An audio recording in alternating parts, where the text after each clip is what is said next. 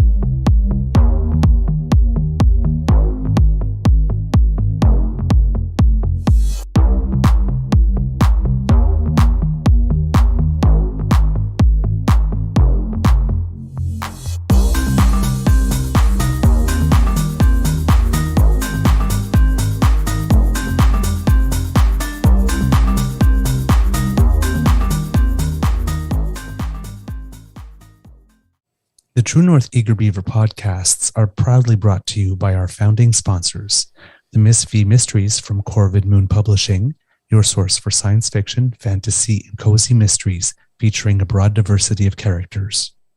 CanadianTarot.com, your uniquely Canadian online eclectic tarot community and forum, and The Peppermaster, hot pepper sauces made from fresh farm ingredients to thrill your taste buds and expand your mind.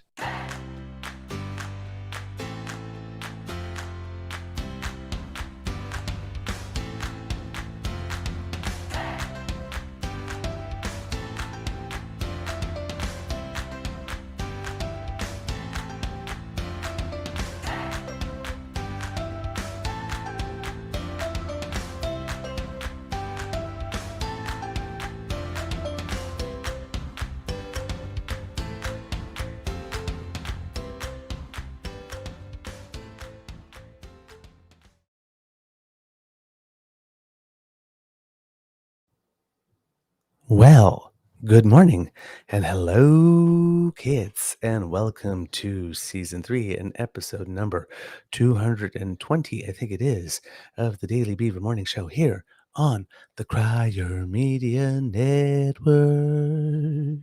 Yeah. I'm your host, the Eager Beaver, pronouns he, him, hey, Mr. Beaver A, and today recording day is Monday, October 2nd, 2023, the most spectacular month of the year. Yes. Thank you to our podcast's founding sponsors, the Peppermaster, the Miss V Mysteries from Corvid Moon Publishing, and CanadianTarot.com. Looks like it's going to be a lovely day here at the Beaver Lodge. But hey, let's say hello to Mr. Grizzly, who is here with me today this morning, kids, and ask him how his mental health is doing today. Good morning, sir. Oh, good morning, Mr. Beaver. I'm a little off today. Stomach is not 100%, and I think, honestly, Bridget did the Run for the Cure yesterday, and we had the times mixed up, so we got there for 9 for registration. Thought the race began at 10. It actually began at 11. Ooh. It was hot sun, no water, and no shade. So I was not doing good by the time I got home. So yeah, I got a terrible migraine from dehydration. I tried to, take in as much electrolytes as possible, but there's only so much you can do, right? Right. So yeah, yesterday was not the day I had hoped for. I mean, it started out wonderfully, but then it kind of went downhill. So as that often happens, right? Yeah. But yeah, so I'm a little off today. I'm feeling you here. I'm having literal actual tea again today Oh my. because I woke up feeling like I was in my early pregnancy. nauseous like you could not believe. Okay. Yeah. I'm like, I don't know how that Sorry, feels. nauseated. Feeling nauseated. Okay. Sorry.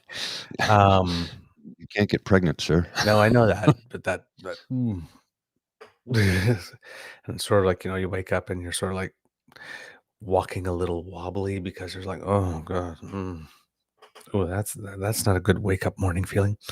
Yeah, yeah, I know that one. Yeah. So just settling my tummy a little bit with some tea. So a little less enthusiasm from the Beaver outwardly because I'm doing the dance there, but I'm very, very, very, very happy to see you kids. And since we're saying hello to Kits, well, good morning to Kit Linda M and Kit Dan and Kit Ellen. Lovely to see you. And Kit Grappling. Hey, good morning to you.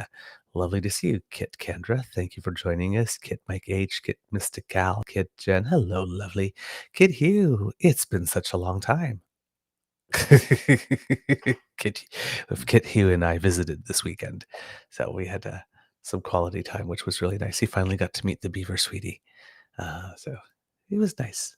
It was nice. A little food, a little campfire. So it's, sharing some stories and stuff. Cool. Learned a lot. Oh boy. We have to have him on soon, actually. Okay. Yeah. Yeah. Yeah, yeah. Kit Cassie. Hey, hey, how are you out there in Manitoba? And well, you want to talk about Manitoba? Um, I think we kinda We have kind of to. have to, eh? They have that election thing tomorrow, so I Yeah. think we should probably discuss a few Yeah. things. All right. And remember, if you're in the Quebec City area, by election today, Chantalon area, today's voting day. Right. Oh, Yep. okay. Yep. But yes, over the weekend, been National Day for Truth and Reconciliation.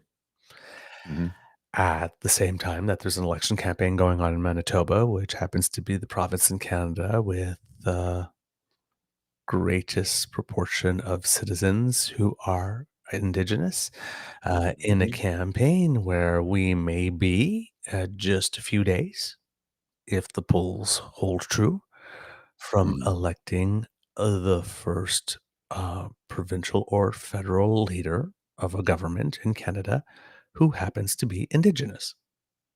mhm.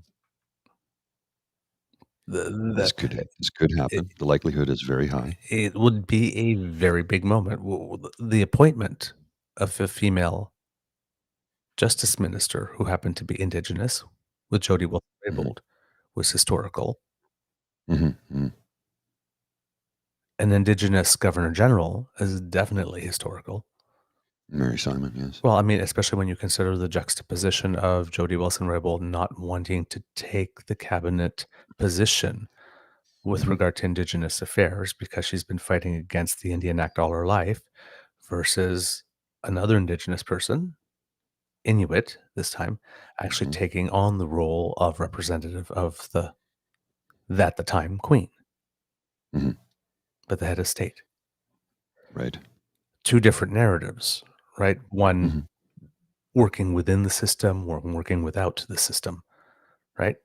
And both are needed when you want pressure. You need some people working outside the system. You need some people working inside. Uh, but this would be big historically. I Um, agree. so he's doing the happy warrior thing as the campaign is closing.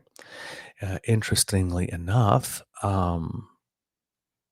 Heather Stephenson, it seems, according to the CBC, has not made a public appearance the entire weekend.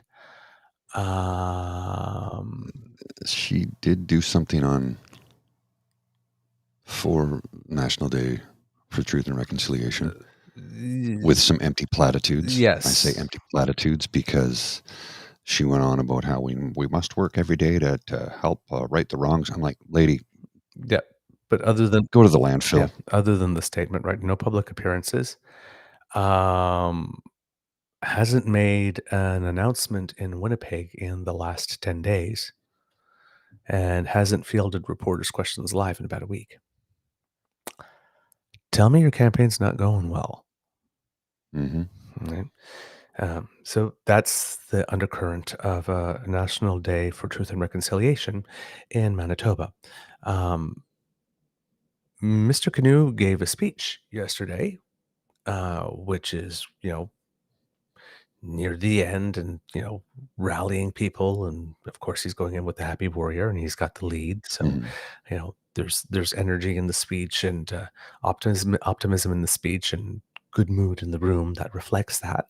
Um, and he's been um, making a very concerted effort to drive home the message that I'm not going to be the Indigenous person's premier. I'm not going to be the Indigenous premier. I'm going to be premier for everyone.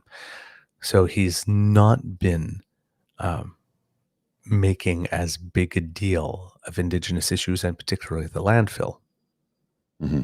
as one would expect. Hey, you're our guy. Why aren't you making this the big thing? Right? He's putting it in a space, and of course, probably thinking, my credentials here are solid, and Hmm. everybody knows my credentials here are solid. So, I mean, I don't need to spend a lot. You don't need to spend a lot of time saying the obvious here. One would Yeah. think. So he's using his time wisely in that sense. But a lot of people are saying, we'd like to hear more about Indigenous issues.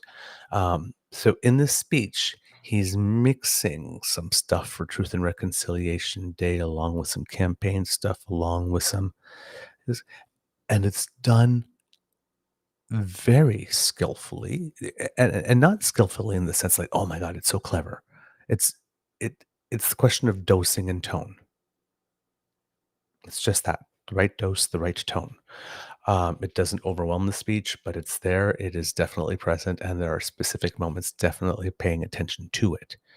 Um, and then, of course, because of the way the progressive conservatives have chosen to end their campaign, playing to some tropes Hmm.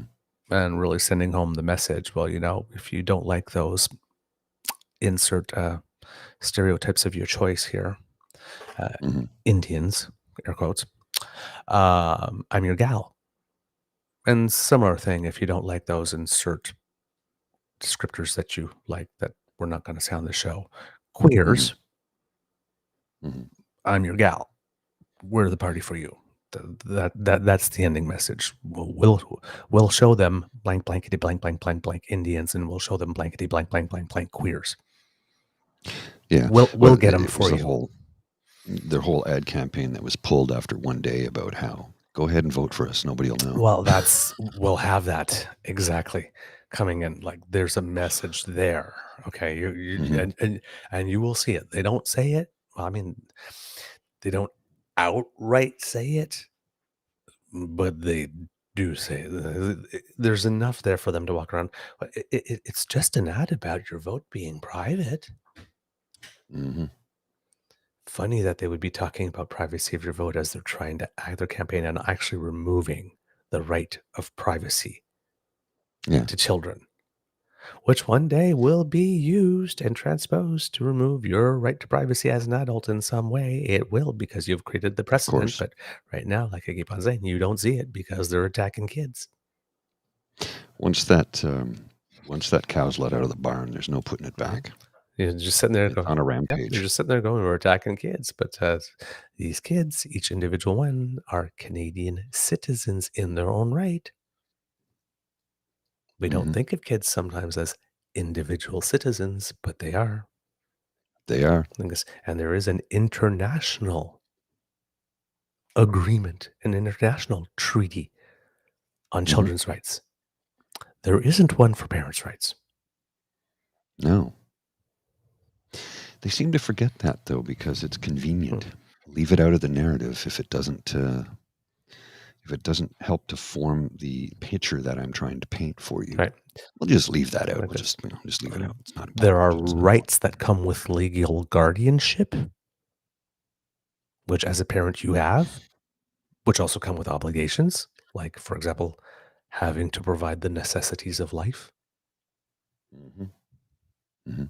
right? Rights and Those are obligations that obligations. come with legal guardianship, because Hmm. foster parents, they're not parents, Hmm. but they have legal guardianship. Hmm. They have the exact same rights as parents do over the kids that are in their care because of legal guardianship, not because of genetics. Hmm. The genetics establish the legal guardianship, but that's what it is. It's legal guardianship rights. and obligations. Right? There are no parental rights, but there are No. internationally recognized children's rights.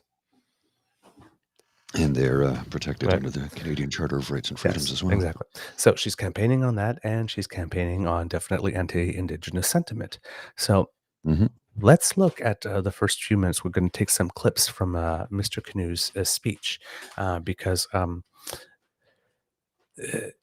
it's just really, really good. It's really good. It's well worth a listen, even if you're not in Manitoba. Like I posted it to the True North Eager Beaver Twitter feed. It's worth a listen. All right, Okay. so Well, let's here we go. go.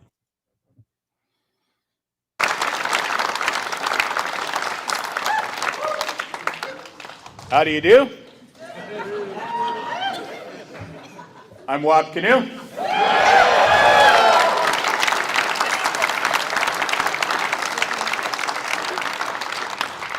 Two more days.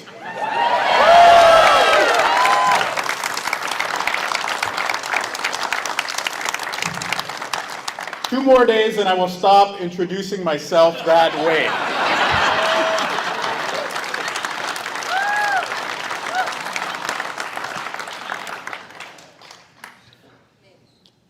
Till the next election. Thank you all so much for being here today. And on a serious note, I want to thank everyone for participating in Orange Shirt Day yesterday.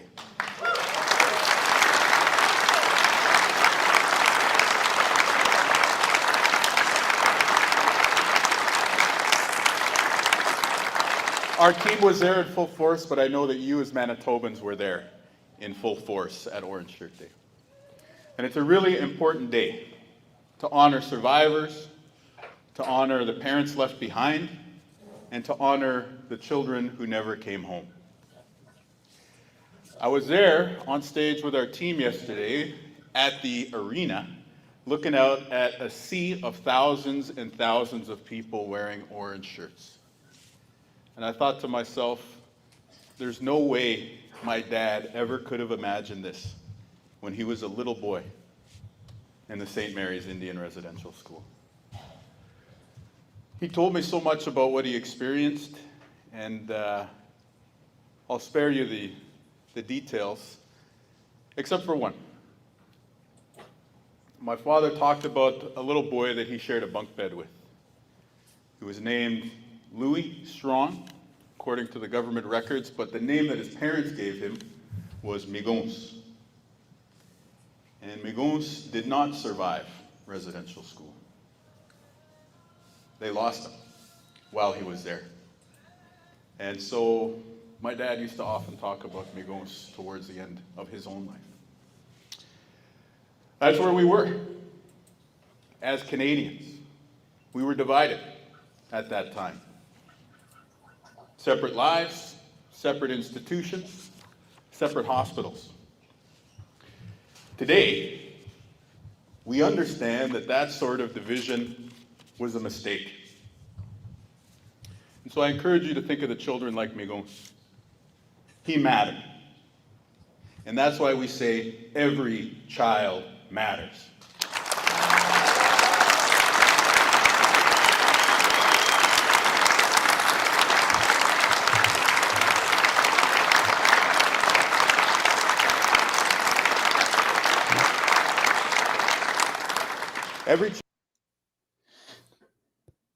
How's that for a start? Yeah.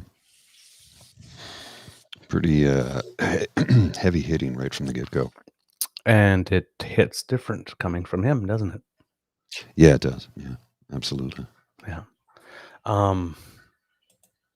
Then the next clip that we have for you from that speech is Mr. Canoe starts to address what we talked about on Friday's show about the type of advertising and the type of campaign that the Manitoba Progressive Conservatives have led against him personally. Whenever you're ready, Mr. Grizzly, if it's set up. Mm-hmm.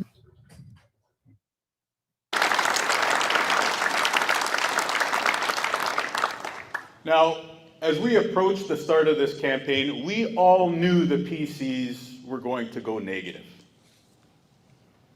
But I don't think any of us expected just how despicable the PC ads would be.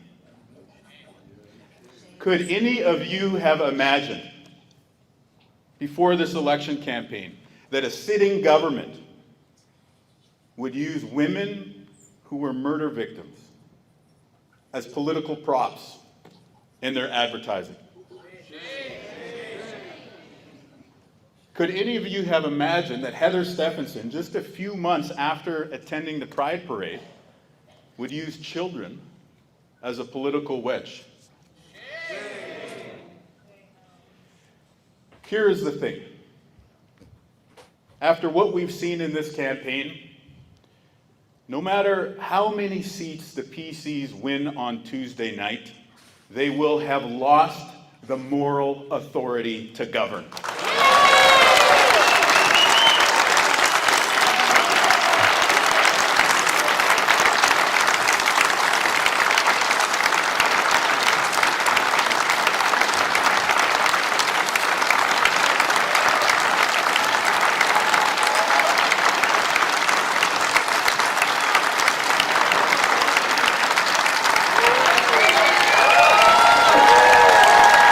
I think we all know that we can do better than that. I think we all know that we can do better than that here in Manitoba. Well, he's not wrong. He's not wrong, is it? No.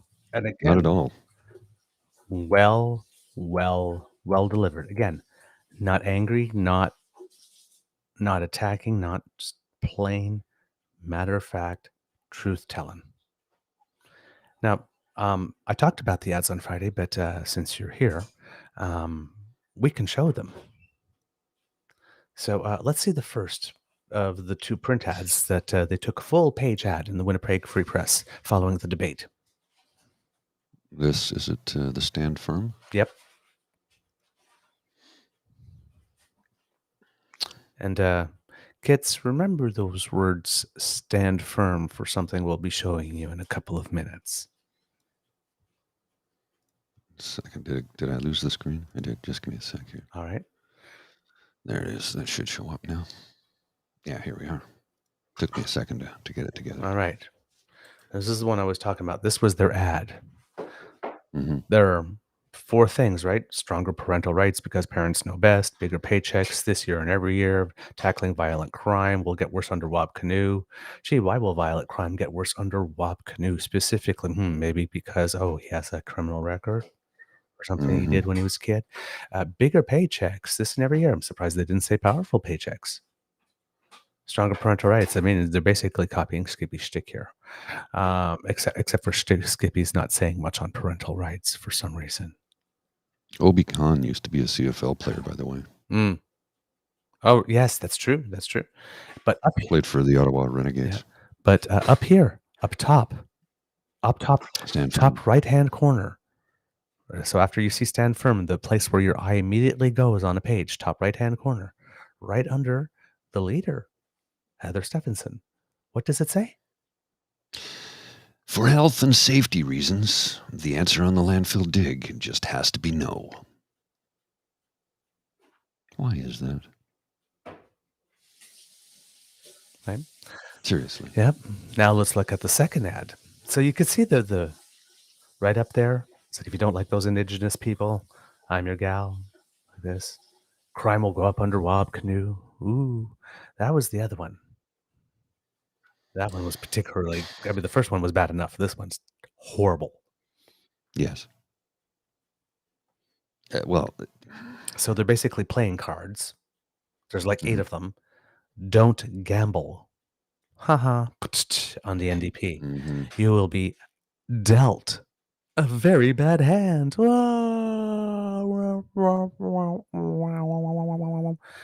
now we got 8 playing cards. And again, in the top right position where your eye immediately goes. What does it say? Wab Canoe, charged with domestic assault, drunk driving, and violent assault of a cab driver. And how is he posing? Like he has a pistol in his hands. Yes, gun fingers with his hands up. And which card in the deck is he? The Joker. Oh, of course. And then, well, with the other cards, well, we've got the Trudeau NDP coalition who are working against Manitobans. Where do they even come up with that? It's not a coalition.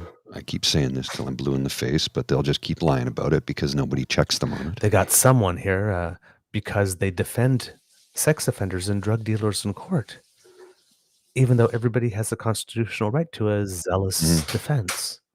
Like Tamara Leach. But he defends, so he gets a card. Someone charged with domestic assault. Not sure what his name is here. I can't tell from looking at the screen. Eric. Redhead, I think. Gee. Might he be Indigenous as well? I'm just going to go out on a limb and say, Pushing that stereotype that, it's the men. Mm-hmm. Oh, yeah. Wants to give away hard drugs, just like the NDP in BC. A self-identified radical socialist. It's just yeah, they're using all the scare words. all of them, the racist dog whistling. It's just He's absolutely right when he says they've lost the moral authority to govern them. They've thrown it right out. When you're playing those cards, yeah. And then the last ad, the one that you referenced, Mr. Grizzly. Oh, this one. This. I don't have it. Oh, you don't have it in the. Yeah. Sorry. Oh, yep. Sorry, I sent you the thing, but not the link. That's right. There we go. This one. A little too close to the mic there, sir. Sorry. In the history of girl. No. Just no. No. This is up there with them. It's just whenever you're ready. Here we go.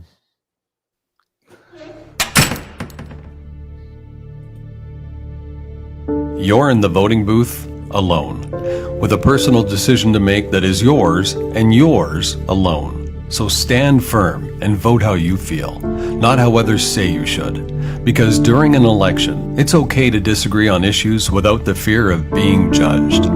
So vote like no one is watching, because no one is.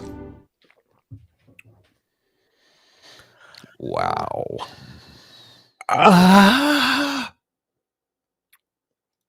Yeah. Bullshit to English translation.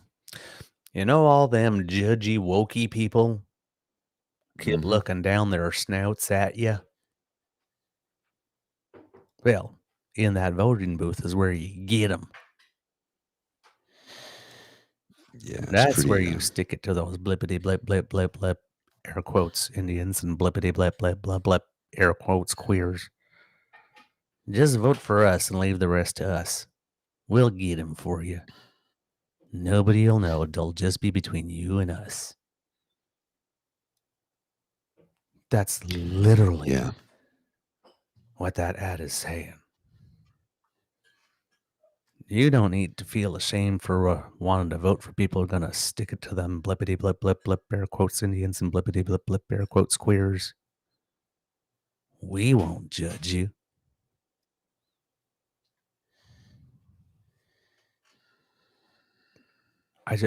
Apparently the ad was up like for minutes and it was pulled.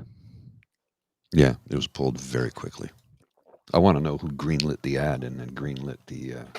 Yeah, let's put that up. Like somebody's looking for a new job today. Good, Jen. Morality is what you do when there are no witnesses. Mm-hmm. Wow. That is. Yeah, Linda M., in other words, be the racist bigot you want to be. Go to the voting.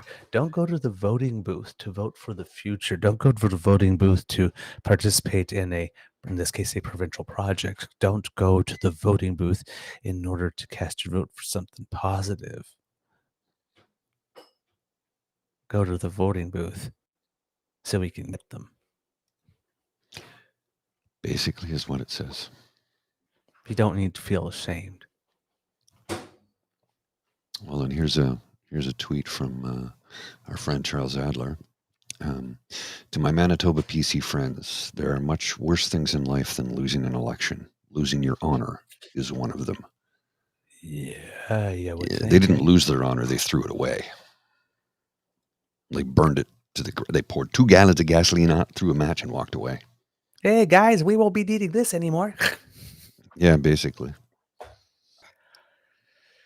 I am. Wow. Do you still have a Mr. Canoes thing up? Yeah, I do. Accessible? All right. Yeah. Bring it up to 1334 when you have the chance there. He tells another story in it. And part of me wants to let it run through to the end because it's sort of big finish. But when we get to about 1630, Mr. Grizzly, we'll give it a little stop there because I want to have a moment for that story to hit, Okay. to sink in. Here we go. In earnest. This happened at the end of July, the start of August. Our family went down to the Sundance that we go to every summer. So we were there, practicing a way of life. And this year, while we're at the Sundance, we watched a family bring one of their loved ones home. They brought home a young child who had died in a boarding school. This young woman had lived an extraordinary life. She was at the Wounded Knee Massacre. And from there, she was taken to the Carlisle Indian Industrial School, where she passed away about a year later. And so what we witnessed this summer was her descendants, 7 generations later, bringing her home. And the American military had sent a tombstone in her honor. Beautiful white marble, the kind you see at the Arlington National Cemetery. On one side, inscribed the government name, Dora, daughter of Brave Bull, in English. But on the other side was inscribed the name that her parents gave to her, Ta Chanupawi. It's a Lakota name. It means her pipe, her sacred pipe. Ta Chanupawi. Over the 4 days of the Sundance, we watched this family pay tribute to her. They asked me and a few other guys to carry the tombstone into the circle. And the second I put my hand on it, I was just overcome with emotion. Everything about my dad, Miguns, his bunkmate, what it was like for him to lose his friend, what it was like for us to lose our dad. It all came flooding together, forward in one moment. It was very emotional. So we brought the tombstone into the sacred circle, and over the 4 days of that ceremony, this family paid tribute to it. The next day, they brought in sacred food, buffalo, choke cherries. The next day after that, they sang sacred songs from the Native American church. And then on the day after that, they brought in a beautiful beaded cradle board, and they put a photo that they had of her where the head should be. And it was really something to see. They prayed for her. They cried for her. They grieved for her. This child who had been taken from their family. This child who was their ancestor.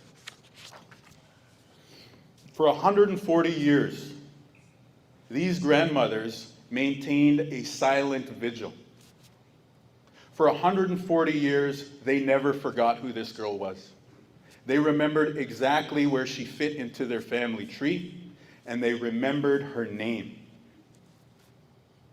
I am extraordinarily proud to be part of a community that would never leave somebody behind. And that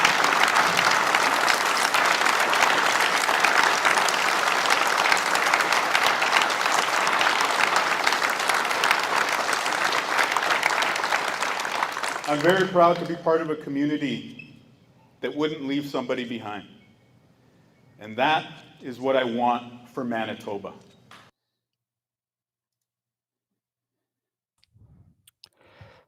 Whew. Yeah, it's pretty hard, eh? And again, the messenger makes the difference here. Oh, yeah.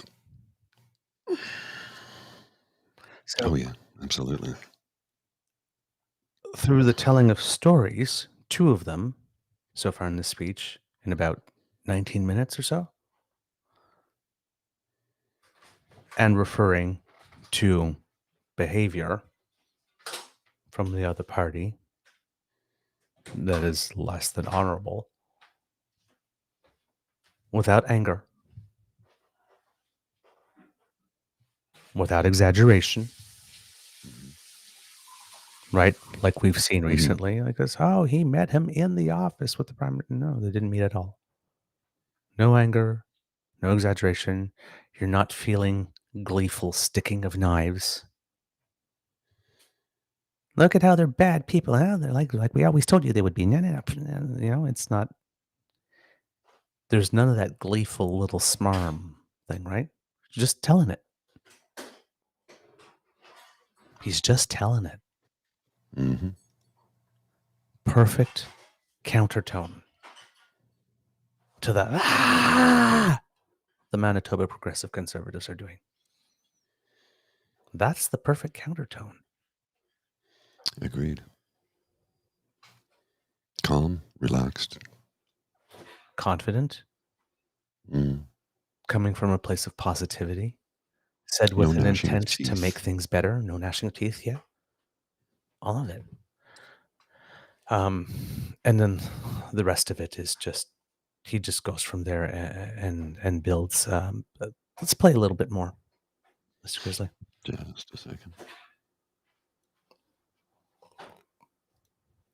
I want this to be a province where we don't leave anyone behind.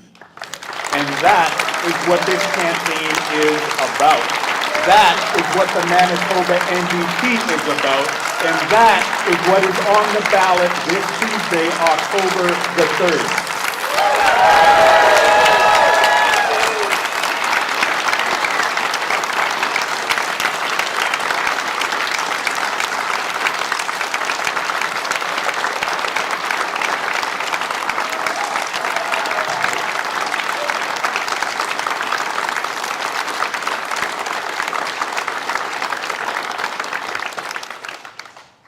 Because there are issues in our politics where we are being asked to leave people behind. And it's not what you think. I want us to be a province where we don't leave anyone behind. So that when they tell you in rural Manitoba that your community is going to lose your health care, when the bureaucrats tell you that it's not feasible to have health care in your community, I will not accept that. I will fight for health care in rural Manitoba.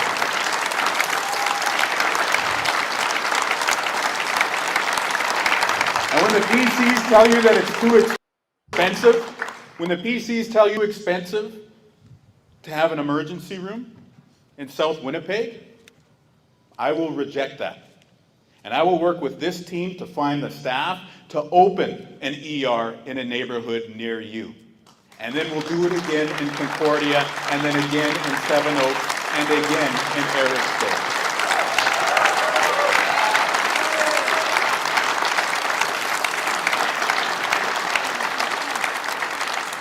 And yes, the Manitoba NDP government will search the landfill for the same reason that we will bring a meal program into schools, for the same reason that we will fix home care, for the same reason that we will cut the gas tax, for the same reason that we will fight climate change, because this is a team that will not leave anyone behind.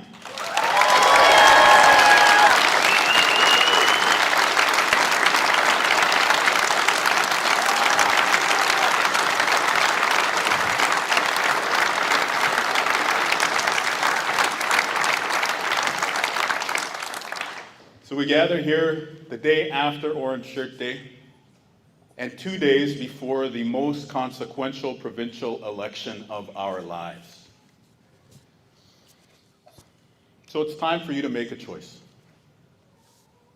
Heather Stephenson and the PCs wanted you to believe that I could not overcome my past as an individual. But the real poison of the PC campaign is that they want you to believe that we cannot overcome our past as a province and as a country.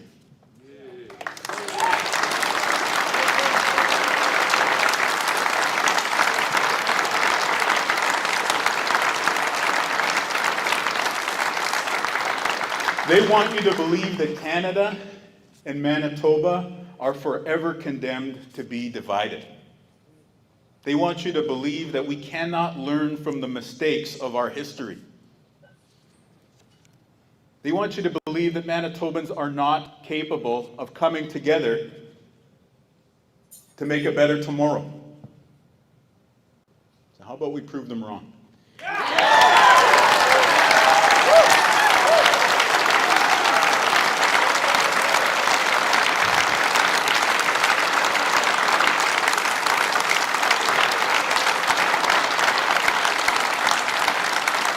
Let's prove them wrong and reject this view of a divided Manitoba. Because the PC view of Manitoba, it doesn't just demean the people in the ads that are being attacked. It demeans all of us. Because it assumes that we as Manitobans don't know better. And so it's time to reject that. And after the day that we experienced yesterday, wherein I watched seniors in River Heights who grew up next to the Assiniboia Residential School put on orange shirts, I know that better is possible.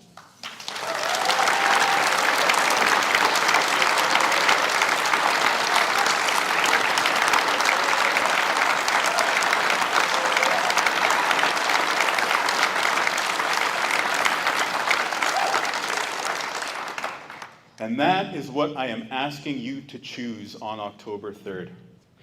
I'm not just asking for your vote. I am asking for you to believe. I am asking for you to believe in the power of your ballot.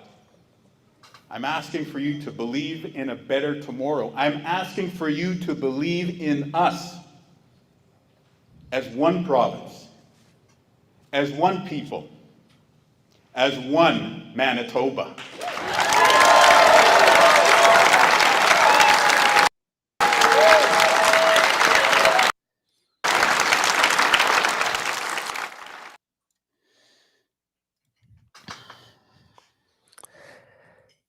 Just from the minute 16, just bring it home. Bring it home. Bring it from minute 13, sorry. Bring it home. Bring it home. That's how you Bring it home. bring it home. Yeah. Where have I heard that before? Yeah. But he's just talking to it's like another good point and another good point and another good point. It's like, bring it home, baby. Bring it home. Drive it. That's the message. And as Kit Hugh said right there, decant this and pour the orange juice on Ontario. Mm. That's the message. That's the message. Yeah, Tabby G, positive messaging. What a novelty. Kitland M, this guy's ready Yeah, to no be kidding. premier. Yeah, he is. Well, and what way did he choose to run his campaign? Some may say it was sunny ways. Mm-hmm. I think people He want chose that not to again. go negative. Sometimes you got to. I think that the instinctive human reaction in many people is to fight fire with fire, right? It's not always the best course. Sometimes you have to, but it's not always the best course. And I think if you bring a message of hope to people and stop pointing fingers and saying they're bad and I'll be better, just bring a message of hope. And people believe in that. People want to believe in that. I know I do. And if you sincerely mean what you're saying and you follow through as much as you possibly can, Mhm. right? Because there are limitations Right. placed on every government, especially when you have the official opposition that is going to oppose absolutely every damn thing you do because, well, that's my job. You're not supposed to oppose everything. You can't possibly oppose everything. That doesn't even make Right. sense. And I think people in politics have forgotten that because there was a time when political leaders would say, you know what? That's a darn good idea. We can work together on this. Right. Maybe I've got rose-colored glasses on when it comes to that, but I do believe that time did exist. Yeah. Sure, everybody wants to get into that position of power and ascend to the level of official leader, not just of the opposition, but prime minister. But there have been leaders in the past that would work with the party in power to push through good policy. Now we have a leader that of the official opposition who will oppose every single thing Just because. just because. Well, he's Justin Trudeau, and we have to fight against Trudeau because he's no, shut up. You're right about this, though, Hugh. He says positive policy requires intellectualism, cons are aiming at emotion. Yes. And unfortunately, people oftentimes will follow their emotion, and as a result, we get the Doug Ford government twice. Yeah. Yeah, we do. So, and here's the thing, right? We called this when Mr. Canoe addressed the fact, I believe it was, I can't remember. It was either when Heather Stephenson answered that question. No, it wasn't answered the question. It's when they had to get rid of their Indigenous minister and then they named a new one. And in his first press conference, he was like doubting residential schools, even though he himself was Métis. They had sent out an Indigenous person. And I think he did like 24 hours later, he was no longer Indigenous minister again. And Mr. Canoe went up to a podium and explained why it is that was hurtful. Again, in the same statesman-like tone. And then we said, I think I specifically said, Kits, you might be looking at future Premier of Manitoba, Wab Canoe, right now. Sure enough. Tuesday will be the tail of the tape. Tuesday will definitely be the tail of the tape. Now, Mr. Grizzly, I know that, are we doing okay for time? Yeah. Because it's Monday, so, yeah, okay. I know you like Lisa. So I got us some Lisa. Yeah, I saw this, and I was going to bring it up, but you already did. So, shall we play it in its entirety? Let's play it in its entirety. So this is a good one, folks. This is our friend Lisa B. I say our friend. We've reached out to her. We've not heard back from her. We want her to be our friend. We really, really want her to be our Yes. friend. Lisa, would you be our friend, please?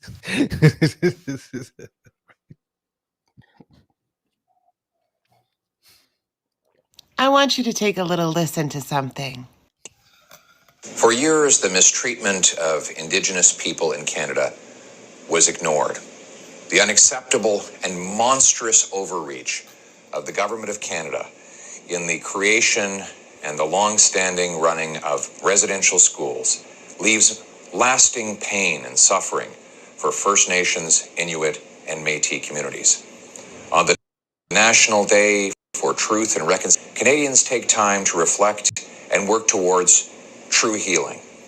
On a day dedicated to honoring residential school survivors and those who continue to be impacted by them, we acknowledge that every child matters.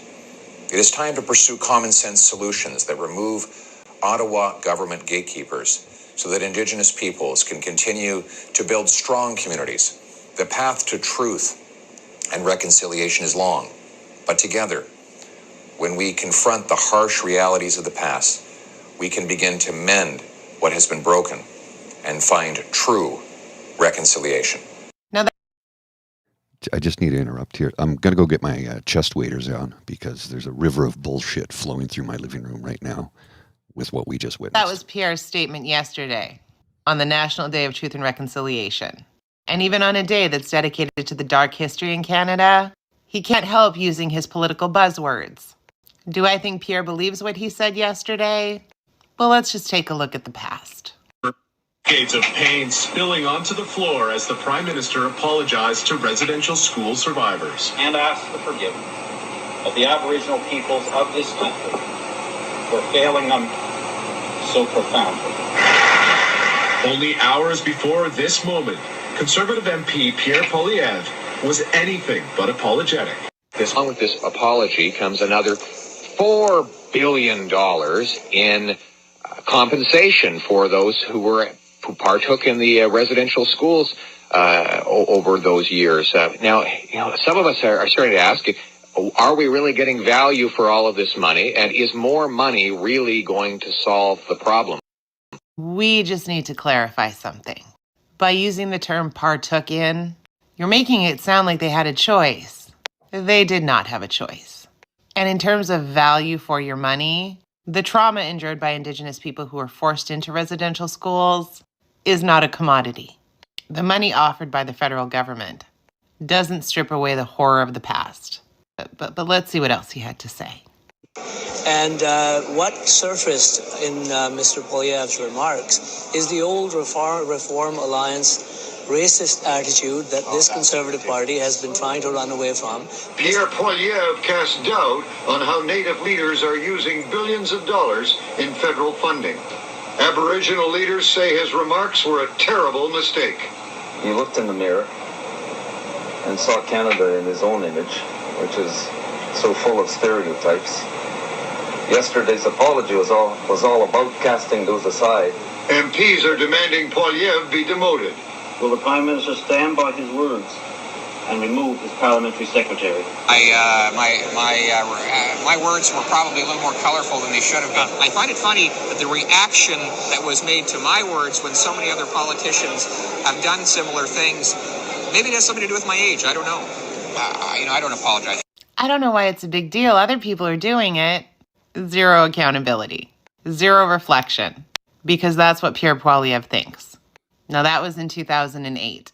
A long time ago, but not that long ago. And he makes no apology. See, at that time, when Pierre wasn't the leader of the party, he wasn't necessarily worried about becoming prime minister.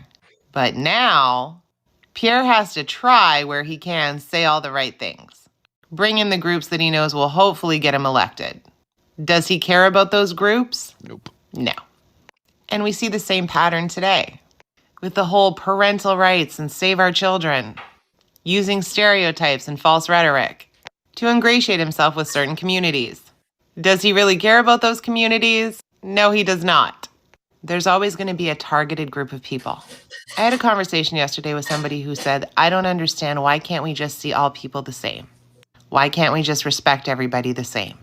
And I said to her, that is the utopian idea, except that many people and groups don't want to be the same.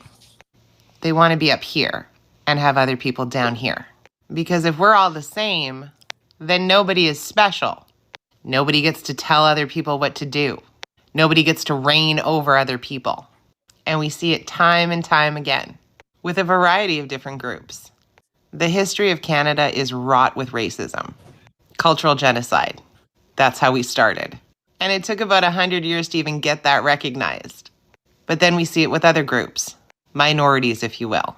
Massive debates 20 years ago as to whether or not RCMP officers could wear a turban, because that wasn't what the RCMP looked like. We saw it in Quebec with hijabs. Could people work in the provincial government if they wore a hijab? And now with the anti-trans, anti-2S LGBTQIA+ rhetoric, it's the same thing. Because the people that want to be up here always need to have people that are down here.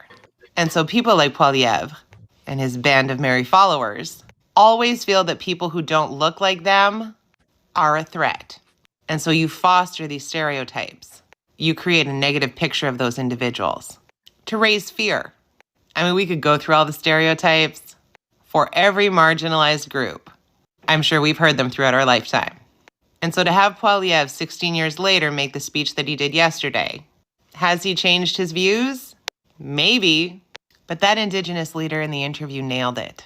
Mr. Poilievre and people who support him only see Canada through their own lens with those stereotypes because it makes them feel better about who they are while minimizing other people and groups.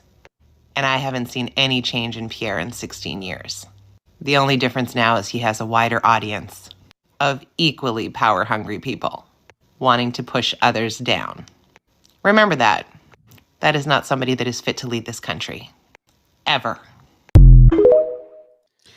Once again, Lisa hits a grand slam home run. Yep.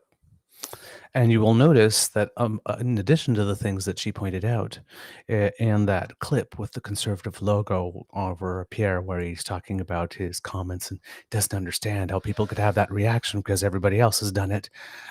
Notice that maybe it's because of my age. So even back then, 16 years ago, he was doing the victim thing. Oh, yeah. Ageism, look at me. And then on that day that Harper made the apology where he did that gesture with his hand, Fungua, he went to CFRA radio in Ottawa and gave that interview. Because where he complained about that $4 billion. And let's remember that $4 billion is compensation that was owed to them as a result of a settlement of a legal tort case. So Skippy's out there trying to convince Canadians that this is money that, let's say, that was redirected to Indigenous people for health and welfare and all that kind of stuff that they're blowing and that they should be getting value for money on. You don't get value for money on a legal settlement.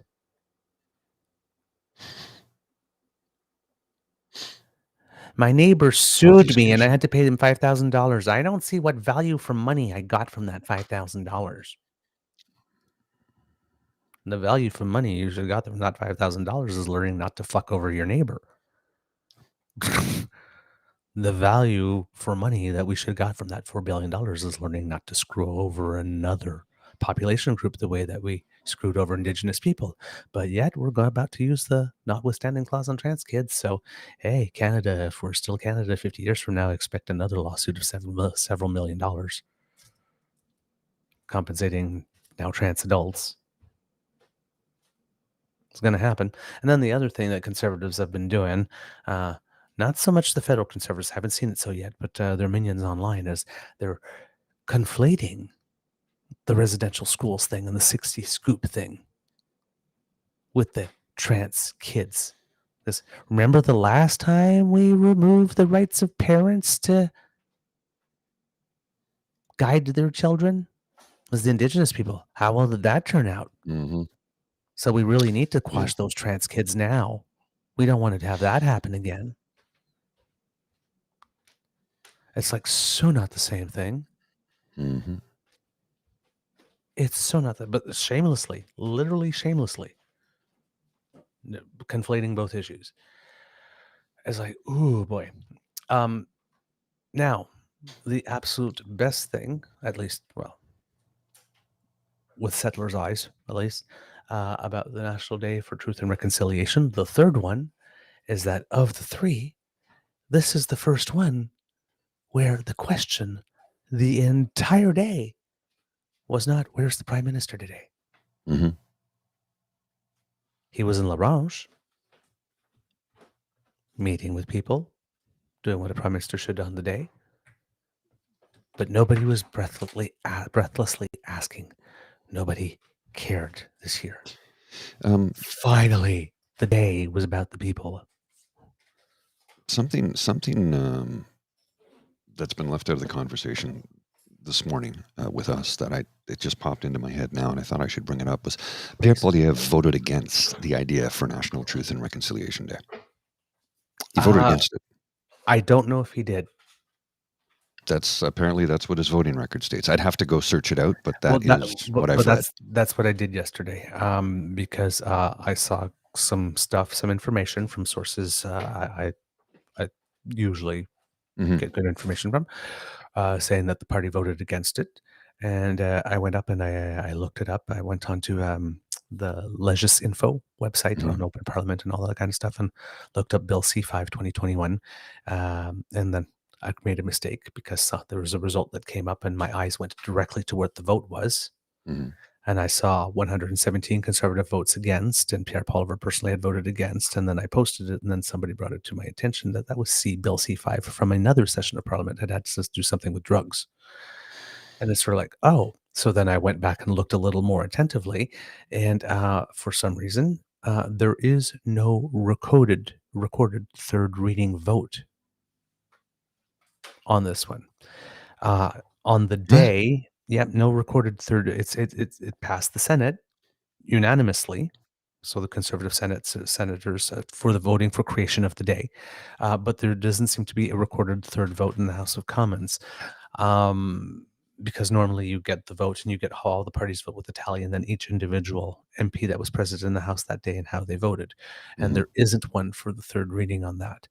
Now, the bill was presented, I think, sometime in February, but around May was the time the third reading came, and on the day in May, in which we learned about the first potential mass graves, and there were 250 of them, 215 of them reported at that time. It was on that very day that the bill passed the House and went to the Senate. And I think that was May 28th, and by June 3rd, it was passed in the Senate to create the day. So I'm wondering if the third vote was just a recorded voice vote. Like they asked the House, do you grant unanimous permission to move this up to the Senate? And everybody said aye, and it went up, and it wasn't individual, like because when they vote, everybody stands up and somebody says the name and the name of the writing, and they say aye, yay or nay, or aye or nay, and the vote gets recorded.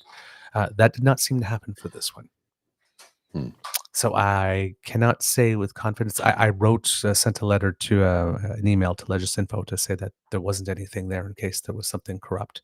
Because when I clicked on the links, all the formatting from the pages disappeared too. So it was literally just text with links, which made a couple of things hard to find. So maybe it's there and the file got corrupted, but that I checked, and I really did check. There is no recorded third vote to pass that from the House to the Senate so far. So hopefully they'll get back to me with information. But yeah. Send me the link. I'll see if I can source it. Yeah. But I was looking for that because that was the first thing, like the other day when I was wondering, did he clap harder for Hunka than he clapped for Zelensky? And then I thought, well, wait a minute. Now that he's saying that, how did he vote on that? Because on the day of the apology, he was the one that went out to CFRA and complained about not getting value for money. So it wouldn't be surprising for me if he didn't vote for it. And I can't find a recorded vote. Interesting. How convenient. Yes. Now again, I don't know if Parliament works this way. So this is where the limits on my knowledge of civics is whether or not, at third reading, the Speaker of the House, because there's an agreement how the House leaders agreed, and the Speaker says, okay, we're reading this next third reading of this. Do I have unanimous consent to like this? And nobody says no. That passes and they go, and then there's no record. But there's even nothing that says that on third reading. There literally is like not much going at all. So I don't know what happened there on that. So hopefully I will. I have written, and hopefully we'll get an answer, and we'll find out. Good to know. But that's about my my only not assuming something nefarious, right? Is either there's like some corrupted file and the recorded vote is there, or somehow there was a way to do a unanimous vote on that because the day the news hit, it was sort of like, oh my God, 215, we need to like this. Okay, let's recognize national truth and reconciliation. Let's just advance that vote right now. So we'll see on that one. All right. Other news.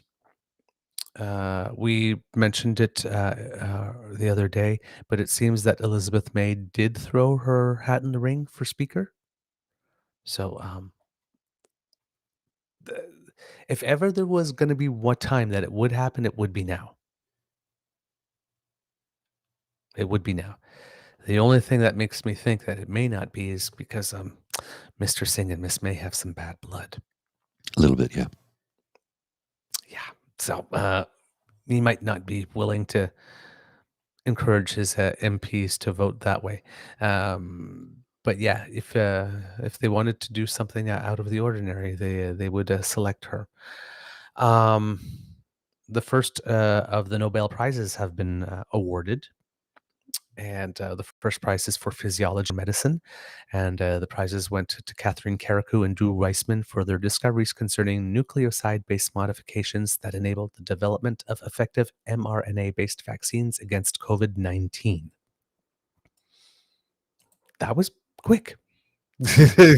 In terms of recognition from the Nobel Committee, but more prizes will be coming out this week, with, of course, the Peace Prize being the big one coming out at the end of the week. Also, a few days ago, maybe a week or so ago now, we reported on the first day of the return of Parliament when the Prime Minister shared with Canadians what it is that he could share about what happened involving the assassination of Hardeep Singh Nijjar here in British Columbia while he was on his visit to India for the G20 summit. Blanchette wasn't in the house that day to ask questions, so it was Alain Terrien, and we were wondering why that was.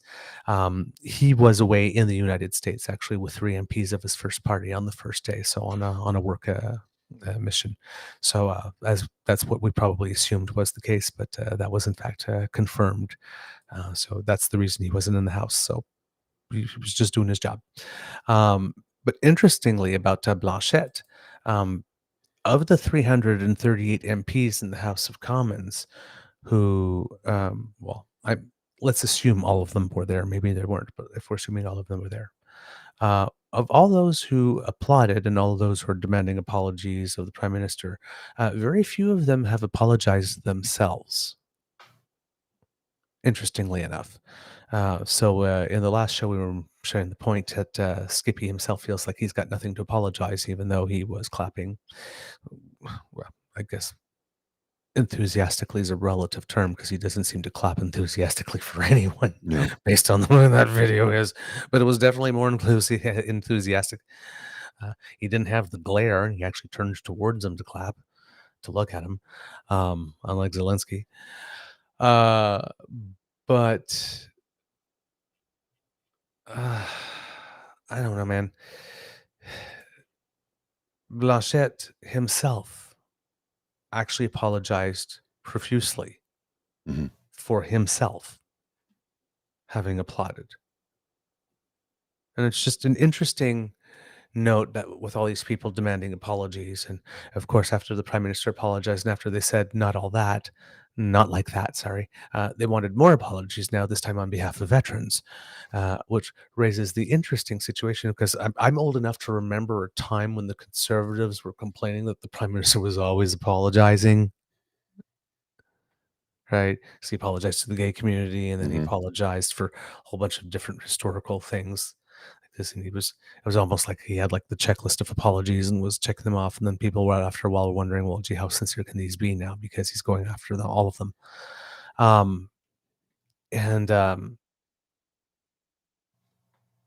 Well, this one, I mean, the apologies matter, and now they're like, they're the ones that are virtue signaling now. Oh, yes. By demanding apologies. Every single damn day, they want a different apology for some slight, and most of them are just like, "Ugh," but like this is a huge error. And I'm just sitting there and I'm thinking, like, you didn't accept his previously apology on behalf of Canada. You're not apologizing yourself. Your leader doesn't think he has anything to apologize for, even though he clapped. None of you think you have anything to apologize for, even though you've clapped. Blanchette has kind of showed the way, saying, I was there and I clapped too, so I'm sorry. And while they're not accepting his apology delivered in the House, they still want another one for I just never satisfied. Our Lady of the Perpetually Dissatisfied. So I'm reading here on the sponsor of this motion. So it was vote number 131, 43rd Parliament, second session, sitting number 112, Motion. Yes. Monday, June 7th, 2021. Opposition motion, action towards reconciliation with Indigenous people. 271 yeas, 0 nays. So, and then I scroll down and I find that Poilievre did vote yes on this. Yes. This is on the third, I guess, before it went to the Senate. But yeah, he did. Yeah. I don't know what his voting record were on the previous ones. But this is just a motion, right? It's not on the act to create it. That's right. Yeah. So the motion that has no, no legal teeth and no force of law. So, but yes, it was, a motion with regard to the discovery of the grave of 215 children at the Kamloops Indian Residential School, and then the House calls for the government, and they list some things that they want them to do, and and everybody agreed to that. But that's about probably the last recorded vote, and that happened after the Senate had given royal assent, because I think royal assent came on June 3rd, and this is a June 7th motion. But yeah, that's about the most. But you see where it has the yay and the nay and the 217. It has the recorded votes. That one, that one 271. Sorry, that does not exist on the third reading information for the actual act to create National Day for Truth and Reconciliation, which strikes me as odd, because for everything there's that vote on that website. So that's why I wrote. It seems like I mentioned that Greg Fergus from the Liberals is also in the running to be speaker, and Mr. Grizzly, seems that Jenny Monty Burns had something to say about that. She had some thoughts about that she wanted to share. Yeah. They're not good thoughts. Well, They're not Jenny good Byrne. thoughts. No, I know that. But she recycled something dumb that happened. I believe they were trying to refer to it as Elbowgate back in the day. It was really more like an elbow bump. They tried to make a mountain out of a bloody molehill. Yes, well, and it didn't work the first time. So, but Jenny Burton decided that this was the time to bring it up again, to try to find a way to put down a black man. Mm-hmm.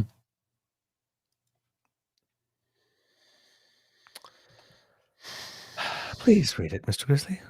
After Justin Trudeau lost his cool, stormed across the House of Commons and touched an NDP MP's breast without her permission, Greg Fergus stood up and accused her of exaggerating. Now he appears to be the PM's choice for speaker. Come on.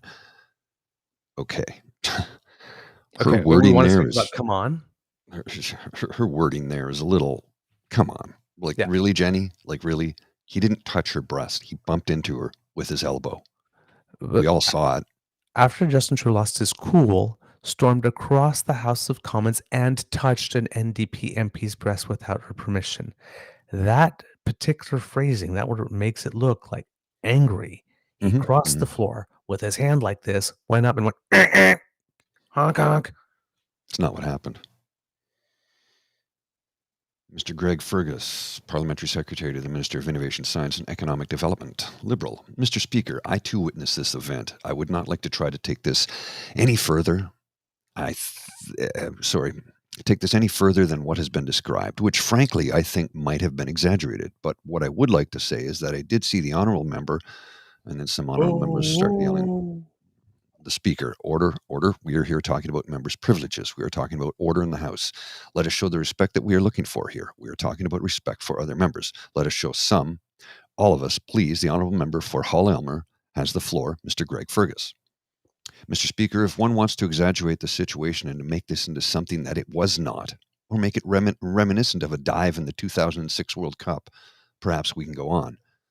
What happened was exactly as the Prime Minister had described it. It was certainly not a purposeful, intentional movement. The person was out of sight and behind the Prime Minister. It was only that. Order, we will hear a little more. And Kit Saucy asks, isn't this when Tom Mulcair got all worked up too? They all looked like morons that day. Yes, it was. The NDP called it a molestation. Mm-hmm.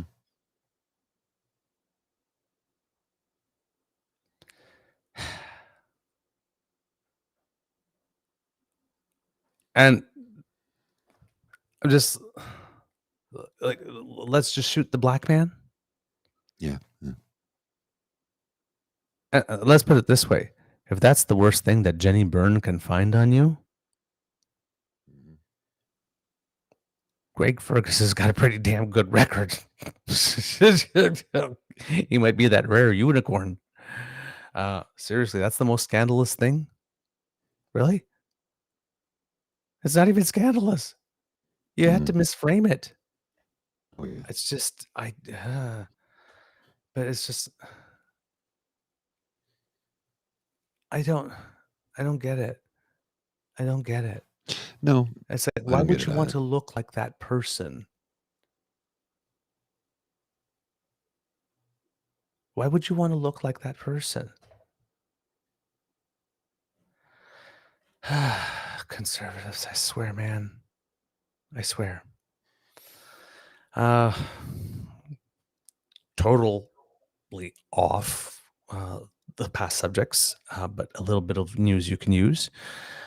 If you live in Ontario, at the beginning of the year, there were 16 different ailments that you could start going to a pharmacist for in order to have medications prescribed.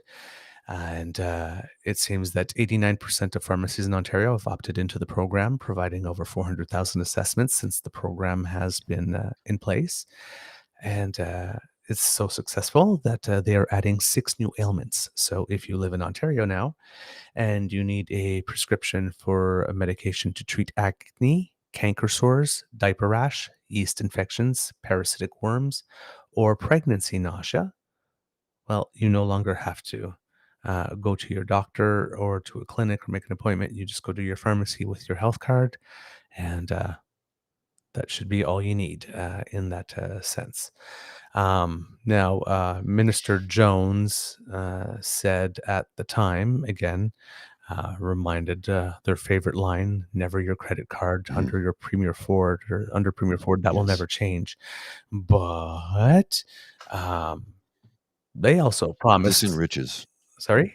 Well, this enriches the largest pharmacy in the country, which has a national chain, which is owned by Galen Weston of the Loblaws Corp. They're the one who spearheaded this, which means it puts more money in their pockets, and they can also, for a fee, you can also get this. Mm-hmm. Well, I'm not sure if these ones are for a fee.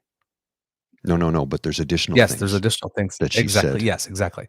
So, so while they're promising that you can use your credit card, your OHIP card, and never your credit card under Premier Ford, like I said, he also promised he would allow the UBI pilot to run through and never touch the green belt. So we know what a Ford promise is worth. Nothing. But while all this is going on, there are other recent changes by the provinces that have allowed pharmacists to administer select injections and inhalation treatments, such as insulin or B12 shots or osteoporosis treatments, for a quote-unquote professional fee. So there you go. So they're not, it's not a lie, but it's not exactly true either. Because you can get these services at your doctor's office with just your health card. But it does reduce traffic for those types of services that can be administered elsewhere. And here's the thing, I'm kind of here we're talking not about split on this. But this is the thing, because when pharmacists dispense drugs, there's a fee. Yes, right? yes. So they're not writing the fee to write the prescriptions, which is fine. That's just your HIP card. But to administer, And I do believe Mhm. sometimes if you go to the doctor's office that the prescription's free, but there's certain things that they will administer, like, for example, travel injections and stuff like that, that come with a fee. Mhm. Yes. Right. For certain people, if you want the HPV vaccine, if you're outside of the age group, then there's the fee, right? Or maybe Right. shot or something. So it does exist already, and there is already precedent. Uh, I know. It's complex, right? Because there's yeah. parts of me that thinks this is good. If like I have rosacea and eczema, and I have to get very specific products Right. for my rosacea, I actually have ivermectin, believe it or Yep. not. Very, very, very small dosage, but it's $250 a tube, and it's not covered by my health plan with my employer because they only cover generic, and there is no generic version of this product. So if I need it, I got to cough up the $250. So it gets held on the shelf for a long time because it's a lot of money to spend to put a little bit of cream on your face, whereas the suffering is minor. When it gets bad, I have a renewable prescription for tetracycline, which helps quickly clear that up, and then I have other betamethasone creams that help as well for the eczema.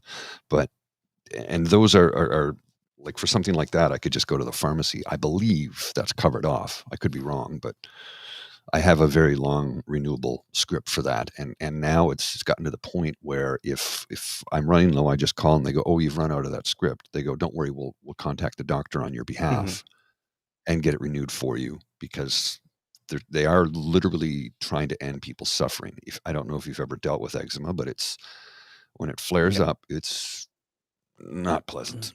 And I've had it my entire life. It's genetic. It doesn't go away. There's no cure, but there's treatment. Much like mental health, there's no cure, but there is treatment. So, yeah, Mhm. yeah, Yep. Yep. So, and I mean, that's 400,000 patients. It's the beginning of the year that have not gone to a doctor's office, which has left more time for the people hmm need hmm when we have a shortage of doctors. So I mean, I get yeah. it, I but know. see, the going to the pharmacist with your healthcare card, that I get. That's fine. hmm Um, it takes money out of the system for your private doctors. Because that's how they get That's how they paid. get paid. Um, but we do seriously have way more cases than there are doctors at the moment. So, I mean, this you can't miss out on money you don't actually have time to earn, right? You don't have time to Well, see what, the patients. It's not lost money. It's just someone not being treated. So, I mean, I get that, but it still is just there's something about it I don't like. Well, and I think it's a slippery slope that Saucy Sea Witch here, Yeah. Rhiannon says pharmacies are privately owned, which makes us a foothold into initializing privatization. The perceptions of good and quick service will have people approving the shift to privatization, and that's where my concern lies. Like, I'm not fully opposed to the idea that this can help alleviate problems, but I am frightened by the very real possibility that this will lead to full privatization because who's pushing this? Oh, that's right. Again, Galen. Yes. And like I've talked about, I can't remember if I've mentioned this on the show before. And stop me if you've heard this before. But up the street from my house on Metcalf Street, there's a Farm Boy, and a few Yes. blocks away The used beer. to be a liquor store, but they've moved it. Yeah. Yeah. Right, You mentioned the it. beer and Yeah. wine. It's like, yeah, like why is it the Loblaws down the street, which is in the same building as the liquor store, can still sell it? Yeah. But the one that was a couple of blocks away can't because they're too close. Right. One is Galen Weston's Corp, and the other one was this Empire out of the East Coast. So that's why. That's why. Yeah. Yeah. Yep. Yep. Back to man. I mean, I'm not making an No, accusation. no. I'm just pointing out the simple facts. The facts. That's it. These are It, facts, undeniable it, truths. it's one of those devils in the details thing. Oh, that sounds really great, and Yes. then until there are exclusionary zones and exclusivity zones, and oh, hmm okay, okay, yeah, But it's only exclusive for one party, yes. not the Now I other. can, So. but see, but these are things like I can understand. For example, you can't have a liquor store or marijuana shop within X number of feet of an elementary school or a high school. or Mhm. you don't want a liquor store within X number of feet of a cannabis shop because you don't want to, you know, encourage people to mix or buy both on the same trip, right? Uh, Dude, there's 14 weed shops within my neighborhood. 14. but at the beginning they were thinking about that. Once some of the Mhm. regulations were thinking, okay, well, we can have a weed shop within X number because everybody was saying, well, just put the weed shop in the LCBO in Ontario, right? They're both controlled. Like this is Mm. the same place you go. And it's like, no, no, hell no. We don't want to encourage people to be buying alcohol and pot at the same time and mix. That would be a public relations nightmare. So it's like that was the thinking. And Mhm. somebody would have, some conservative Mhm. or would have, like, turned around and said, "Oh my god, they're putting condom dispensers in the schools. Oh my god, they're That's putting pot in encouraging the people liquor to have stores." sex. So they avoided it. Um, but yeah, you're right.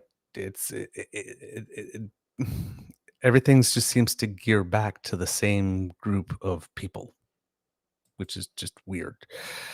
Mhm. Um, back to Manitoba, um, the Liberal Party, which is, not getting as much attention, and the thing is that people seem to really like the leader, Dougal Lamont, but they're also seeing an opportunity at the moment to maybe vote in an NDP government and possibly majority. So where the Liberals are concerned, they're a little worried whether or not a strategic voting might have an impact here.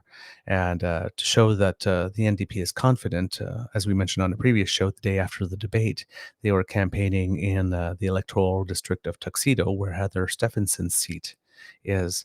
Well, over the weekend, they were campaigning in St. Boniface, where Liberal leader Dougal Lamont's seat is. Mhm. Now, Dougal Lamont is for National Truth and Reconciliation Day because they had released their full platform early on in the campaign. The NDP has released their platform fully costed on Thursday. I don't believe the Progressive Conservatives have printed one. And there was also Climate Manitoba had also asked the four parties what their stances were to fight climate change, and all the parties except for the PCs responded. Um, so, but on this one, the Liberals released, in addition to their platform, a full platform on reconciliation ahead of the day, and they committed initial funding of $42 million to search the Prairie Green landfill.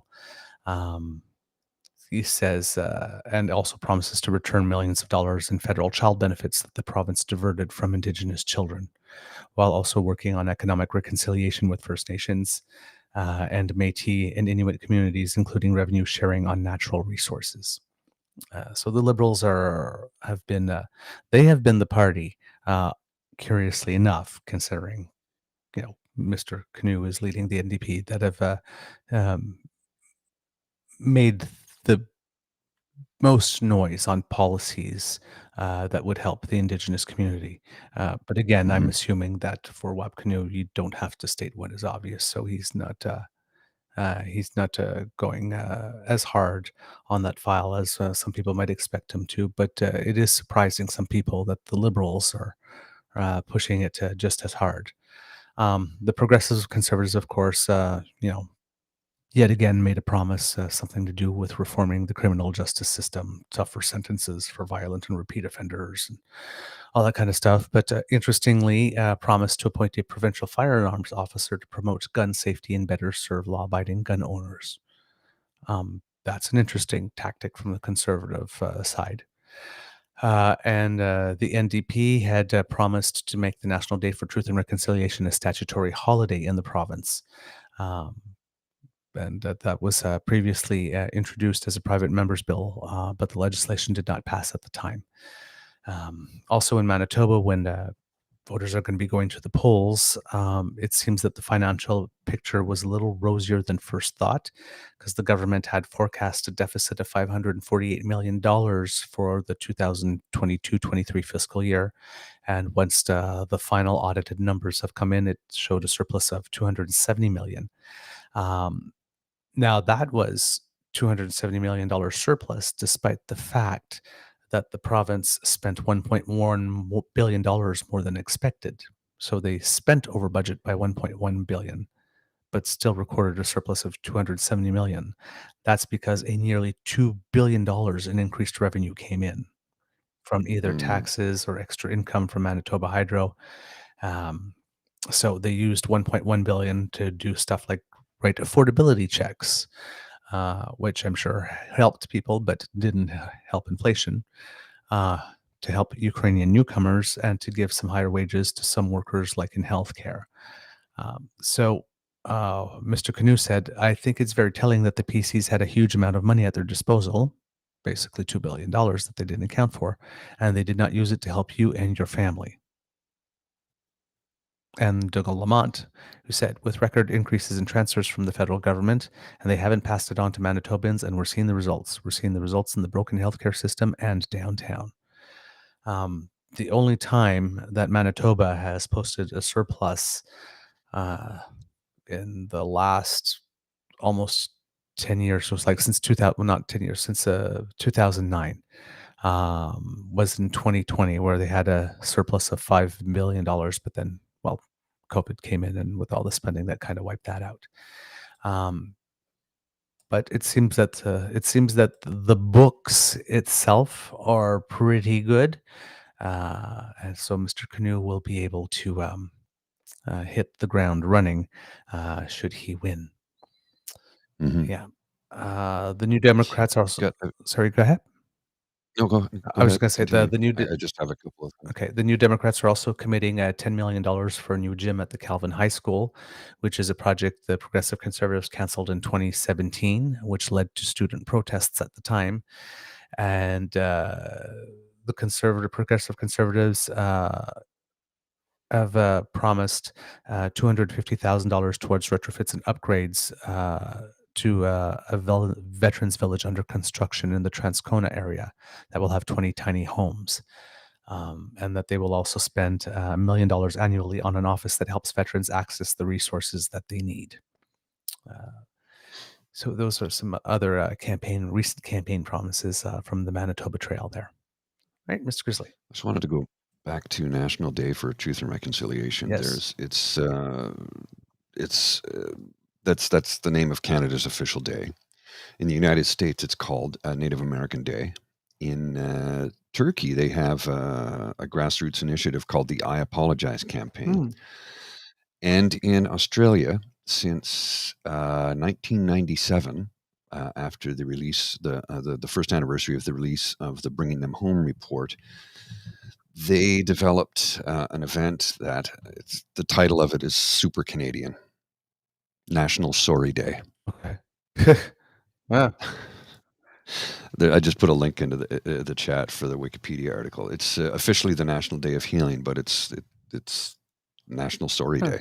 And on October 14th, the Australians will be voting in a referendum about whether to change the constitution to recognize the First Peoples of Australia by establishing a body called the Aboriginal and Torres Strait Islander Voice. So that's interesting because over here we didn't vote on that. No. I just think that Australia had to do a super Canadian move, though. And I know it's a reverential day. It's not something to be laughed about, but it's like Canada. We totally missed it. What do we say more than any other person on the face of the earth? Sorry. It's the Canadian thing. Sorry. One day Canada's going to take over the world. Then you'll all be sorry. Sorry along with us. So the other thing I wanted to discuss was the minimum wage pay bump in the province of Ontario. Yes. It goes from $15.50 an hour to $16.55 an hour, and that started yesterday. Yes. And that's good if you live in certain parts of the province, but if you live in Toronto, that's still $8 shy of a livable wage. Yep. The minimum wage has gone up in 6 provinces, the 4 Atlantic provinces. I think Manitoba is the other one in Ontario, from a range of about 50 cents an hour to $1.15 an hour, which is the case in Manitoba. So, yeah, it helps a little bit, but it's not. Yeah, like I said, it's certain parts of the province. It's going to be great. Like if you live in, in southern Ontario, from basically along Lake Ontario, but the closer you get to Toronto, the higher the cost of living. But I mean, in say Belleville or Kingston or Cataraqui or Gananoque, sorry, Gananoque for people who live in that part of the country, um, that might be helpful to you. But in Ottawa or Toronto, the GTA for that matter, it's yeah, great. It's an extra buck an hour, but it's it's not going to do much to actually improve your quality of life. And then if you get the excuse from a lot of people saying, well, those minimum wage jobs are for students and for part-time employees. It's like, no, that's not the case. And some people are working 3 jobs to make ends meet. Mm-hmm. So, you know, it's minimum wage again was not meant to be the legal minimum you could pay someone. It was meant to be the minimum you needed to live on. That was the design behind it from day one. This is the minimum livable wage. Right. Now it's been twisted and bastardized to be, well, it's not valuable work. Or just pay as little as possible. If we could pay you nothing, we would. And that's true. Right. And what's the minimum wage in the United States of America across most states? Oh, it's low. I don't think it's even $10 yet. No, it's $7.35 an hour in many, many states. Some states and some municipalities have increased it, but it hasn't been increased in almost 20 years. Yeah. But, cost of living hasn't gone up, right? Right. The other thing that might be happening, that is happening in the news. I was talking about it a bit on Friday, near the end of the show, but we had a power outage. Yeah, you were there, and then you were gone. I'm like, what the hell? That's about all you can say. So, the orange one himself. Yes, Mr. Orange Sorbet. Hey, Bay, B-A, Sore, S-O-R-E, Bay, B-A-E. Yeah, I get you. Uh, I know where you're got a little Kylie Minogue in my head again. Sorry. Her new song "Tension" is really it's just stuck in my head, and she's got one line that says that she's cool like sorbet, bay. In it. So anyway, he is in court today, October 2nd, in his New York civil trial, the $250 million New York civil trial, filed by Attorney General Tish James. And there was an interesting development because the judge delivered a summary judgment before the weekend in the case of the trial. Quote, in the defendant's world, rent-regulated apartments are worth the same as unregulated apartments. Restricted land is worth the same as unrestricted land, and restrictions can evaporate into thin air. A disclaimer by one party casting responsibility on another party exonerates the other party's lies. And then the judge kept on like this and basically called this a fantasy world in which Trump was indeed liable for fraud. So, summary judgment is that, yeah, you did this stuff and you are guilty, so that the trial that we're starting on the 2nd is actually not to decide whether or not you're guilty of doing these things. I've actually already determined that. We're just going to argue and on compensation and sanctions. You're guilty. Yes. Pay Yes. up. Basically. Now, the fun thing about this is that it seems that some of his business certificates got yanked, which Yes, in the state of New York. kind of makes it, virtually impossible for him to function in the state. And so, Yeah, he's locked out of Trump Tower. basically, it's the way that Bo of the Fifth Column calls it. It's basically an imposition of the corporate death penalty. Mhm. So the Trump Organization, the main one, all of its trusts and all of its associated limited liability corporations, all of them are affected. Mhm. He might end up losing the flagship company totally. And in the process, the judge also determined that certain arguments that Trump's lawyers were making were a little frivolous and sanctioned them financially. A little bit. Oops. Yeah, not much, about $7,500, maybe a day's paid for each of them, or days billable hours. But yeah. So the main claim's already been decided. All we're determining is damages. It's only a matter of time before he's in an orange jumpsuit. I like that. Now he's been doing like really crazy things, of course, like suggesting that General Milley, who was the chief of the Joint Staff, should be executed somehow for treason that he did while Trump was. Yeah. Anyway, I'm just, dude. You know you're laying the groundwork for your own when you make statements like that. Like this, that's not smart whatsoever. And in his Georgia case, people kept on saying, there were 19 people charged, but Fannie Willis, by the time she gets to court, there will not be 19. Well, she's down to 16 now.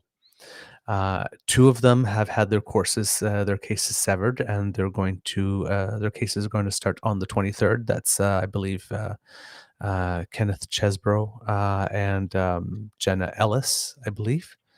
No, not Jenna Ellis. The other, the Kraken lady. That's the Kraken lady, Sydney Powell, I believe. And the judge did not allow them to sever their cases from each other, so they're both going to be tried at the same time.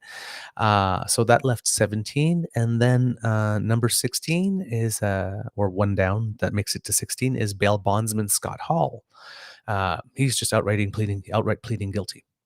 So the Crown prosecutors are recommending, it's the United States, wrong country, 5 years probation for him. But he was involved in the part of the scandal that had to do with breaching the voting machines, bringing them to Coffee County, or going to Coffee County and trying to breach the voting machines, which is probably one of the more egregious elements of the plot. So yeah, he's about to sing like a canary. So we're now down to 16 for the main trial whenever it begins, and I think we could probably expect a few more to jump ship somewhere along the way before we get there. All right, Mr. Grizzly, I don't have much else for the moment. Well, I Unless just you do. wanted to, yeah, I got a little story here for those of us in the national capital who would like to have a functioning train system. Yes, The please. Trillium line won't be launched until at least April 2024. It was supposed to open last summer, 2022. It's been shut down for a few years while they upgrade and make repairs and some changes and improvements. But yeah, it's 2 years, almost a full 2 years behind schedule. Awesome, way to go. And the problem with it is that was the largest means of transportation for Carleton U students who do not live on campus. Right. And now, well, they're kind of, still taking the bus, which is never great. I mean, yeah, it works, but it's not exactly the speediest method. Whereas when you took the train, it was boom, there you are. No traffic to be concerned about. You just get on the train and it went. No cars, no traffic, no intersections, no accidents, nothing like that to deal with. Yeah. Well, the Eglinton Crosstown is a whole other kettle of fish. I believe that thing's been under construction since about 1902, according. It's been, I think, 12 years they're going on now trying to get that thing operational, and it's still not going to open for a little while. So, yeah. Before we go, Mr. Grizzly, I have one more thing because it was National Day for Truth and Reconciliation, and we've mentioned this story a couple of times about the Niskel Memorial Totem Pole, which had been stolen from their land by then explorer Marius Barbeau and sold to a Scottish museum who had it on display, and it's being reclaimed. Well, we reported that it got back to the territory, and yesterday there was a big celebration and feast. So, from Global News, we have a little story on that for you. Yeah, it's literally 3 lines. Oh, but the video. Sorry, There's no video here. there's no video. With this link, there's no video. No. I would have played the video, but it says now playing, but there's no video. Oh, So I don't know what happened to it. okay. I'll try. I'm trying to bring You it have, up, you have but there's a black screen that comes up. no. It's because I have an ad blocker. Oh, okay. Then that would be fine. Yeah, Okay, so so they won't play it, and I'm not taking my ad blocker down. Screw them. okay. I don't want. Yeah, no. Oh, no. You can try it from your end. Yep, I will do that in a new window over here. I just don't want to disable my ad blocker. I have it there for a reason. No, that makes total sense. All right, sorry, there's just a tiny little ad at the beginning of it that is playing, so I'll let you do that, and that's over. Okay, now I can do the share screen with you. There we go. Okay. You want to go full screen on that? Yep, I can go full screen on that. Remove the mute. All right. Are we ready? Yeah, go Okay. ahead. No sound. No sound? No sound. Oh, all right. Arr. That's too It bad. happens. All right. It happens. We'll put it on another show. All right. Then, kits, that's the end of this episode of the Daily Beaver Morning Show here on the Crier Media Network. Yeah. We hope that you love listening to us because we loved making this for you.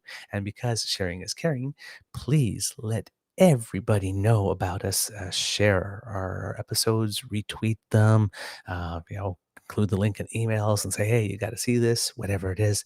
Because yes, as Mohan says, damn fam, you are the best damn fam in all of podcasting. And we love everything that you do to help us grow. So thank you very, very, very much. Because democracy is something that you do, if, like we mentioned at the top of the show, if you live in the Jean Talon electoral district near Quebec City, provincial by-election today, go out and vote. Tomorrow is voting day if you live in Manitoba. If you do not have a plan to vote yet, make one. And again, friends do not allow friends to vote alone. Democracy is something you do with other people. Or as they say in the movie Grease 2, it is better to play with the band than to play with yourself.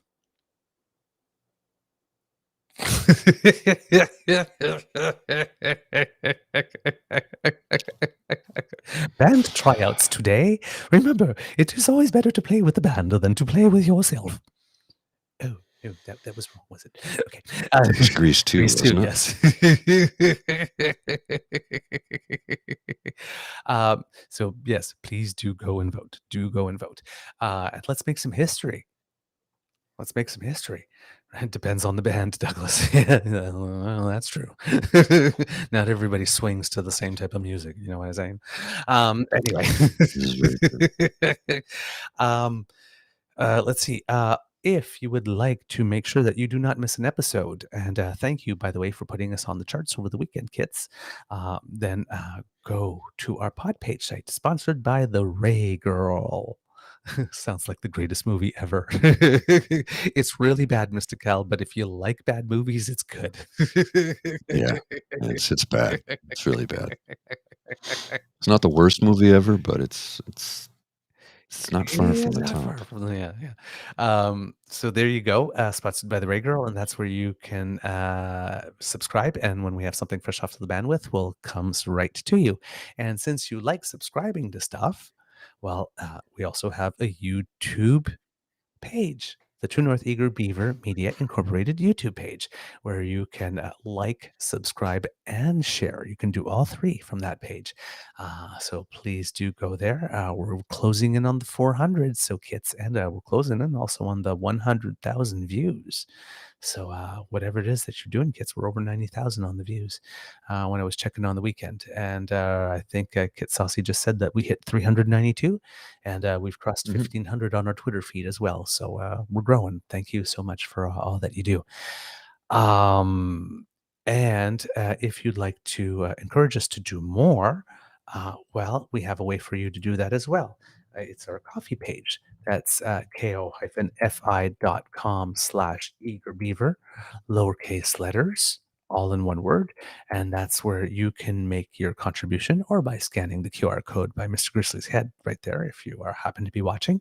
And you can do as have Kit Bo and Kit Serafina, which is a new donor for us. So thank you very much. Kit Bo said, thank you for making my mornings bearable. Oh, happy to help. I think that might be a little play on words for you, Mr. Grizzly. I got you. And Kit Serafina, for Canadian content that matters. Thank you. Thank you very much.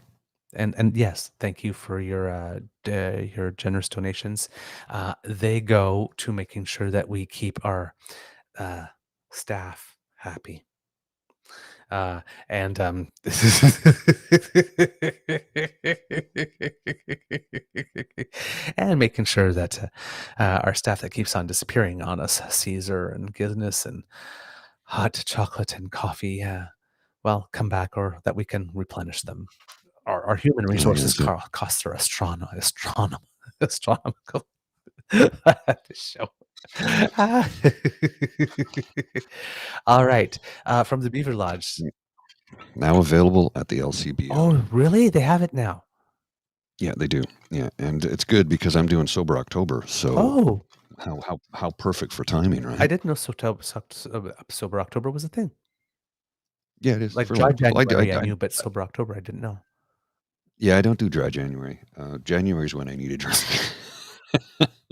But Sober October I do periodically, not every year. Sometimes I'll do it for like a quarter of the year, like a 3-month, like a 90-day thing, for just because I feel like it, just it's like, okay, let's gonna start working out again, gonna get some exercise, so let's cut out the bad things, and I'll just do a Sober October. I'll be back in the gym in a week, and I'll be in fighting shape for ski season, and that's the goal, is to be in great shape for ski season. All right. Get some cubs from the Beaver Lodge. This is your eager beaver saying, until next time, it could be a tough world out there, so please be kind to and gentle with yourself. Mr. Grizzly, please, some words of wisdom. We need them. We want them. Well, Christian's comment.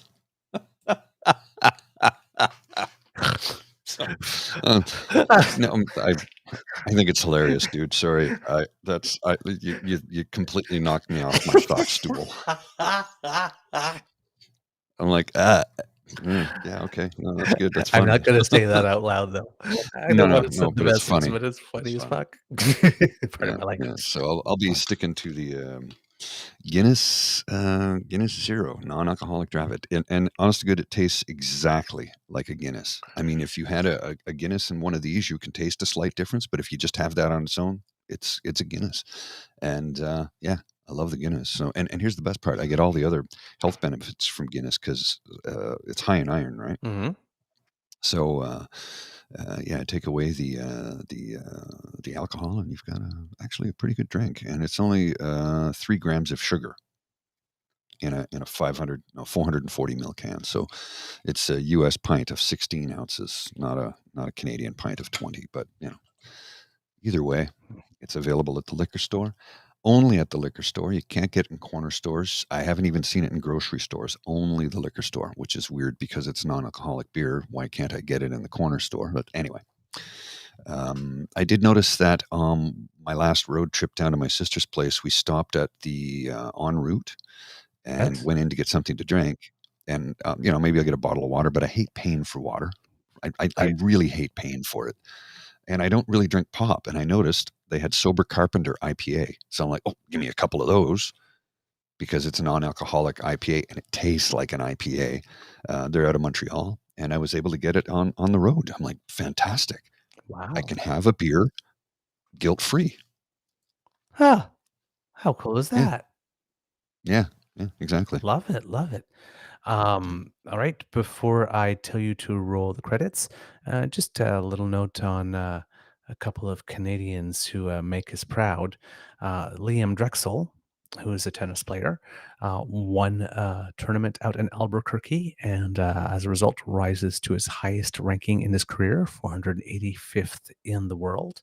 So congratulations to that. And a young lady named Lane Sleeth, who's also up and comer, made it to the final of a tournament semifinal of a tournament in Hilton Head, and that was her best result in a while. I'm thinking that she's maybe on the college circuit and doesn't play the full year. So because I haven't seen her name out for a while, but that's a good return to the match for her. So more Canadians doing us proud. Mr. Grizzly, roll them credits, please.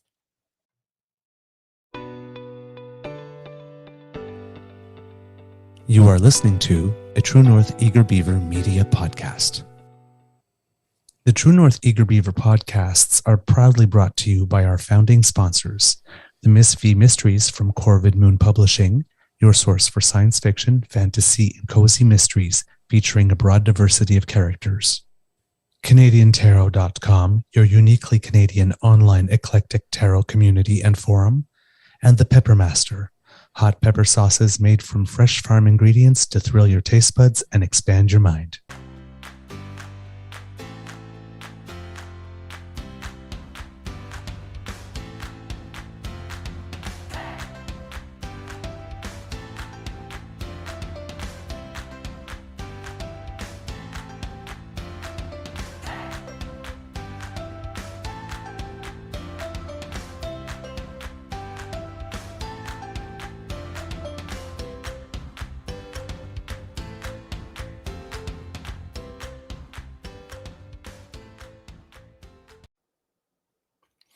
All right, Mr. Grizzly. I don't have anything for the Easter egg. If you have something, because I just realized I was supposed to be somewhere 4 minutes ago. Oops. No, I want to go take a nap right now. I'm tired. All right, kids, we have nothing for you today, and you've got a late beaver on your hands, so I got to go. Bye, kids. See ya.